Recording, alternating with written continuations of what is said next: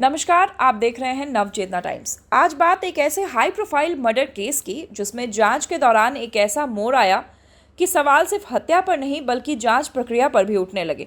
पश्चिम बंगाल में सुवेंदु अधिकारी के पीए चंद्रनाथ रथ हत्याकांड में जांच के दौरान बड़ा खुलासा हुआ है। जिस व्यक्ति को पुलिस ने मुख्य शूटर समझकर गिरफ्तार किया था, अब वही खुद को निर्दोष बता रहा है। उसका कहना है कि उसे डराया गया, धमकाया गया और यहाँ तक कि कहा गया कि झूठ नहीं बोलोगे तो एनकाउंटर कर देंगे।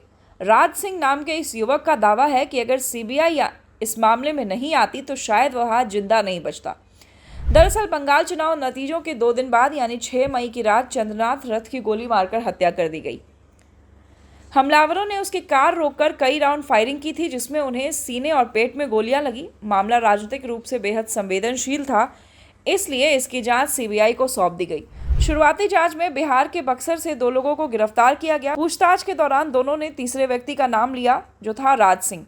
पुलिस को लगा कि यही मुख्य आरोपी है और तुरंत ही उसे गिरफ्तार कर लिया गया। लेकिन पूछताछ आगे बढ़ी तो कई बातें सामने आने लगी जो आपस में मेल ही नहीं खा रही थी।